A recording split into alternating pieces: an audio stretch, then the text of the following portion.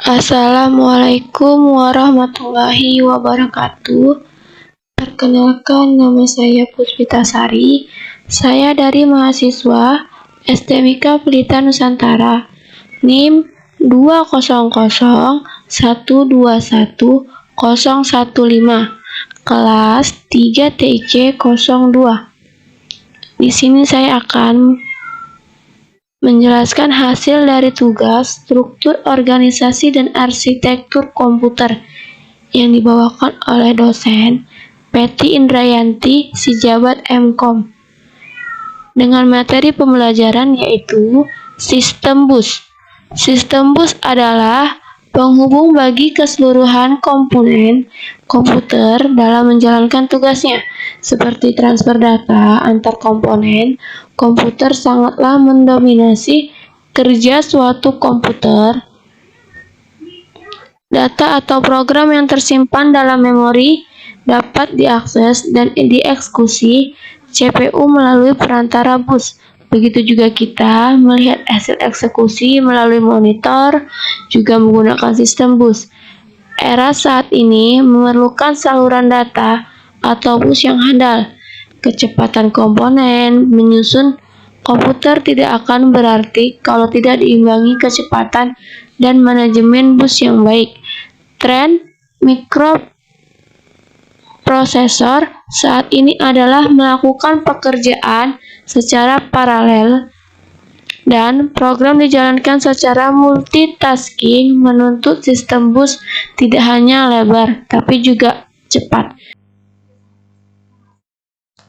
Struktur interkoneksi komputer tersusun atas komponen atau modul CPU, memori, dan I/O yang saling berkomunikasi. Kumpulan lintasan atau saluran berbagai modul disebut struktur interkoneksi. Rancangan struktur interkoneksi sangat bergantung pada jenis karakteristik pertukaran datanya. Yang pertama yaitu memori. Umumnya terdiri atas n word, memori dengan panjang yang sama. Masing-masing word diberi alamat numerik yang unik, 0, 1, 2, n sampai 1. Word dapat dibaca maupun ditulis pada memori dengan kontrol read dan write. Lokasi bagi operasi dispesifikasikan oleh sebuah alamat. Dari jenis pertukaran data yang diperlukan modul ke komputer, maka struktur interkoneksi harus mendukung perpindahan sebagai berikut. Memori ke CPU melakukan pembacaan data maupun instruksi dari memori. CPU ke memori melakukan penyimpanan atau penulisan data ke memori. I/O ke CPU membaca data dari peripheral melalui modul I/O. CPU ke I/O mengirimkan data perangkat peripheral melalui modul I/O. I/O ke memori atau dari memori digunakan pada sistem DMA. Struktur bus terdiri atas beberapa saluran. Sebagai contoh, bus dapat terdiri dari atas 8 saluran sehingga dalam satu waktu dapat mentransfer data 8 bit. Secara umum, fungsi saluran bus dikategorikan dalam 3 bagian, yaitu saluran data, saluran alamat, dan saluran kontrol. Saluran data bus adalah lintasan bagi perpindahan data antar modul secara kolektif. Lintasan ini disebut bus data. Umumnya jumlah saluran dengan sepanjang word, misalnya 8, 16, 32, saluran dengan tujuan agar mentransfer word dalam sekali waktu. Jumlah saluran dalam bus data dikatakan lebar dengan satuan bit, misal lebar harus 16 bit. Saluran alamat atau address bus digunakan untuk menspesifikasi sumber dan tujuan data pada bus data. Saluran ini digunakan untuk mengirim alamat word pada memori yang akan diakses CPU. Dan ini juga digunakan untuk saluran alamat perangkat modul komputer saat CPU mengakses suatu modul. Perlu diketahui, semua peralatan yang terhubung dengan sistem komputer agar dapat diakses harus memiliki alamat. Semisal mengakses port I/O, maka port I/O harus memiliki alamat hardware-nya. Seluruh kontrol bus digunakan untuk mengontrol bus data, bus alamat, dan seluruh modul yang ada. Secara umum, saluran kontrol meliputi memory write, memory read, I/O write, I/O read, transfer ACK, bus request, bus grant, interrupt request, interrupt ACK, clock, dan reset.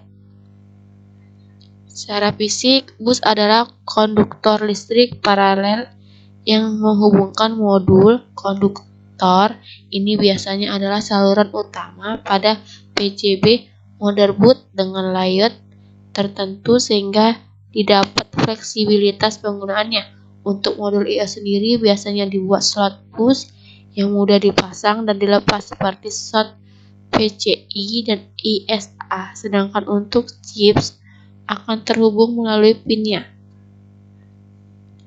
Operasi meminta data dari modul lainnya, meminta penggunaan bus, mengirim request ke modul yang dituju melalui saluran kontrol dan alamat yang sesuai. Menggunakan modul yang dituju mengirimkan data yang diinginkan. Semakin besar delay propagasi untuk mengkoordinasi penggunaan bus, maka antrian penggunaan bus semakin panjang. Dimungkinkan habisnya kapasitas transfer bus sehingga memperlambat data. Hierarki multiple bus. Bila terlalu banyak modul atau perangkat dihubungkan pada bus, maka akan terjadi penurunan kinerjanya yang disebabkan oleh semakin besar delay propagasi untuk mengkoordinasi penggunaan bus. Antrian penggunaan bus semakin panjang, dimungkinkan habisnya kapasitas transfer bus sehingga memperlambat data. Elemen perancangan bus. Saat ini terdapat banyak implementasi sistem bus, tetapi parameter dasar perancangan bus dapat diklasifikasikan berdasarkan jenis dedicated dan multiplexed. Metode arbitrasi, tersentralisasi, dan terdistribusi. Timing sinkron dan tak sinkron. Lebar bus, lebar address, dan lebar alamat, dan lebar data. Jenis transfer datanya read, write, modify, write, read alter, write block.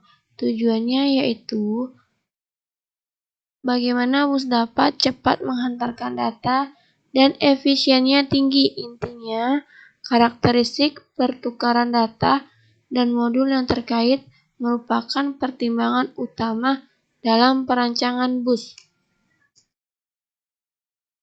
Untuk jenis busnya sendiri bisa dibedakan menjadi bus yang khusus menyalurkan data tertentu, misalnya paket data saja atau alamat. Jenis ini disebut dedicated bus. Namun apabila bus dilakukan informasi yang berbeda, baik data, alamat, maupun sinyal kontrol dengan metode multiplex data, maka bus ini disebut multiplexed bus. Keuntungannya yaitu hanya memerlukan saluran sedikit sehingga dapat menghemat tempat. Namun kerugiannya adalah kecepatan transfer data menurunkan dan diperlukan mekanisme yang kompleks untuk mengurangi data yang telah di multiplex.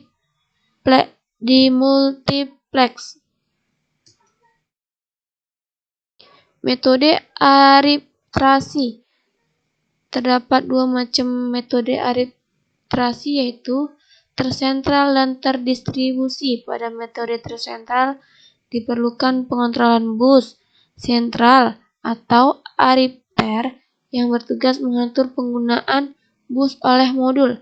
Arbiter bisa suatu modul atau bagian fungsi CPU, sedangkan dalam metode terdistribusi setiap modul memiliki logika pengontrol akses kontrol logik, yang berfungsi mengatur pertukaran data melalui bus.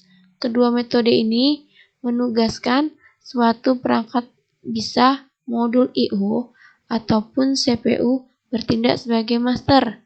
master kontrol pertukaran. Timing. Metode pewaktuan sinkron terjadi event pada bus ditentukan oleh sebuah waktu atau clock. Sebuah transmisi 1 sampai 0 disebut siklus waktu dan siklus bus.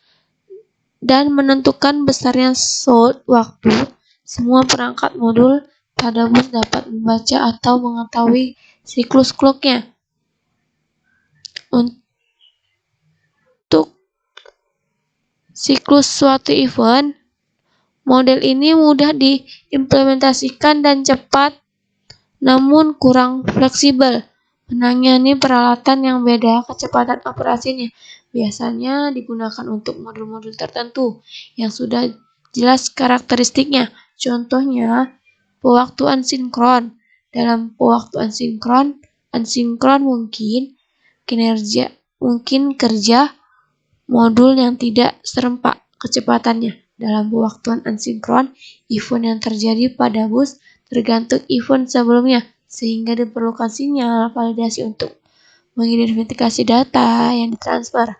Sistem ini mampu menggabungkan kerja modul-modul yang berbeda kecepatan maupun teknologinya. Lebar bus sangat terpengaruhi kinerja sistem komputer. Misalnya, semakin lebar bus, maka semakin besar datanya. Dan semakin besar bus alamat, akan semakin banyak range lokasi yang didefinisikan. Jenis transfer data dalam sistem komputer. Operasi transfer data adalah pertukaran data antar modul sebagai tindak lanjut atau pendukung operasi yang sedang dilakukan. Dan untuk contoh busnya, di antara jenis bus yang beredar di pasaran saat ini adalah PCI, ISA, USB, SCSI, Futura Bus, freeware, dan lain sebagainya. Semuanya memiliki keunggulan, kelemahan, dan harga teknologi yang berbeda, sehingga mempengaruhi jenis-jenis penggunaannya. Dan untuk bus ISA sendiri, memperkenalkan VC atau AT yang berbasiskan CPU 8286. Perusahaan ini menghadapi masalah yang besar jika IBM telah memulai sejak awal dan merancang sebuah bus 16 bit yang seluruhnya terbaru. Banyak konsumen juga yang potensial akan bergegas membeli mesin tersebut karena tidak ada satupun dari begitu banyak papan plug-in VC yang disediakan oleh para vendor. Pihak ketiga dapat bekerja dengan menggunakan mesin baru tersebut. Solusi yang dipilih adalah mengembangkan PC. Kartu-kartu plug-in VC memiliki sebuah konektor sisi dengan 62 kontak, tetapi operasi tersebut tidak menjangkau seluruh papan ini. Solusi PCAT adalah menempatkan sebuah konektor sisi kedua pada bagian dasar papan tersebut. Konektor kedua pada bus PCAT memiliki 36 jalur. Dari ke-36 jalur ini, 31 disediakan untuk jalur-jalur alamat, tambahan, jalur data tambahan, jalur interupsi tambahan, serta untuk daya dan groundnya. Sisanya digunakan untuk mengatasi perbedaan antara transfer 8 bit dan 16 bit. Industri komputer personal lainnya merespon perkembangan ini dengan mengadopsi standarnya sendiri. Bus ISA Industri Set Arsitektur yang pada dasarnya adalah bus PC atau AT yang beroperasi pada 8,3 MHz. Keuntungannya adalah bahwa pendekatan ini tetap mempertahankan kompatibilitas dengan mesin dan kartu yang ada. Pendekatan ini juga didasarkan pada sebuah bus yang telah dilisensikan secara bebas oleh IBM kepada banyak perusahaan dalam rangka untuk menjamin bahwa sebanyak mungkin pihak ketiga dapat memproduksi kartu PC pertama, suatu yang kembali mengetahui IBM. Setiap PC juga berbasis Intel masih menggunakan bus jenis ini, meskipun biasanya juga disertai dengan satu atau lebih bus lain.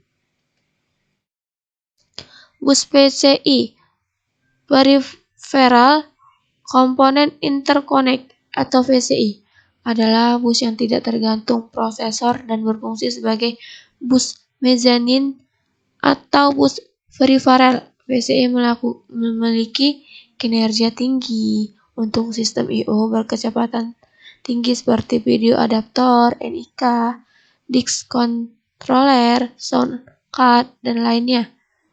Standar PCI adalah 64 saluran data pada kecepatan 33 MHz, lalu transfer data 264 MB per detik atau 2,112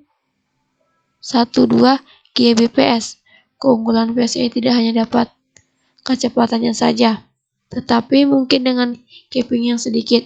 Untuk Intel mulai menerapkan PCI pada tahun 1990 untuk sistem Pentium-nya.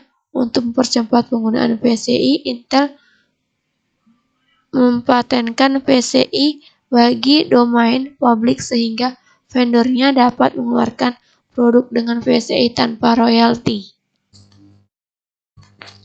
Bus USB, perangkat peripheral tidak efektif apabila dipasang pada bus berkecepatan tinggi PSI, sedangkan banyak peralatan yang memiliki kecepatan rendah seperti keyboard, mouse, dan printer. Sebagai solusinya, 7 vendor komputer kompak DEC, IBM, Intel, Microsoft, NEC, dan Northern Telecom bersama-sama merancang bus untuk peralatan I/O berkecepatan rendah. Standar yang dihasilkan dinamakan Universal Standard Bus atau USB. Keuntungannya adalah pemakai tidak harus memasang tombol atau jumper pada PCB atau peralatan. Pemakai tidak harus membuka casing untuk memasang peralatan I/O baru. Hanya satu jenis kabel yang diperlukan sebagai penghubung dapat mensuplai daya pada peralatan I/O. Memudahkan pasangan peralatan yang hanya sementara dipasang pada komputer. Tidak diperlukan reboot pada pemasangan peralatan baru dengan USB murah. Bandwidth total USB adalah 1,5 MB per detik. Bandwidth itu sudah mencukupi peralatan I/O berkecepatan rendah seperti keyboard, mouse, scanner, telepon digital, printer, dan sebagainya. Kabel pada bus terdiri dari 4 kawat, 2 data, 1 unit power tambah 5 volt, dan 1 untuk ground. Sistem pensinyalan mentransmisikan sebuah bilangan 0 sebagai transisi tegangan dan sebuah bilangan 1 bila tidak ada transmisi tegangan. Bus SCSI atau yang disebut dengan Small Computer System Interface adalah perangkat peripheral eksternal yang dipopulerkan oleh Macintosh pada tahun 1984. SCSI merupakan interface standar untuk drive CD-ROM, peralatan audio, hard disk, dan perangkat penyimpan eksternal yang berukuran besar. SCSI sendiri menggunakan interface paralel dengan 8, 16, atau 32 saluran data. Konfigurasi SCSI umumnya berkaitan dengan bus, walaupun pada kenyataannya perangkat tersebut dihubungkan secara daisy chain. Perangkat SCSI memiliki 2 buah konektor, yaitu konektor input dan konektor output. Seluruh perangkat berfungsi secara independen dan dapat saling bertukar data. Misalnya, hard disk dapat membackup diri ke tape drive tanpa melibatkan prosesor. Terdapat beberapa macam versi SCSI sendiri dibuat tahun 1980, memiliki 8 saluran data dan beroperasi pada kecepatan 5 MHz. Versi ini memungkinkan sampai 7 perangkat dihubungkan secara daisy-chain.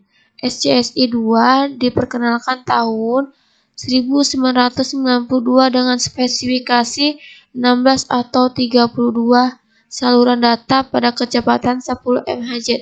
SCSI-3 yang mendukung kecepatan yang lebih tinggi sampai saat ini masih dalam tahap penelitian. Bus PI394 atau freeware. Semakin pesatnya kebutuhan bus I/O yang berkecepatan tinggi dan semakin cepatnya prosesor saat ini yang mencapai 1 GHz, maka perlu diimbangi dengan bus berkecepatan tinggi juga. Bus SCSI dan PCI tidak dapat mencukupi kebutuhan saat ini, sehingga dikembangkan bus performance tinggi yang dikenalkan dengan freeware. P1394 memiliki kelebihan yang dibandingkan dengan interfas I/O lainnya, yaitu sangat cepat, murah, dan mudah untuk diimplementasikan. Dan kenyataannya P1394 tidak hanya populer pada saat sistem komputer, namun juga pada peralatan elektronik, seperti pada kamera digital, VCR, dan televisi. Kelebihan lainnya adalah penggunaan transmisi serial sehingga tidak memerlukan banyak kabel. Sekian hasil presentasi tugas saya. Lebih dan kurangnya saya mohon maaf. Wabillahi taufik walhidayah. Wassalamualaikum warahmatullahi wabarakatuh.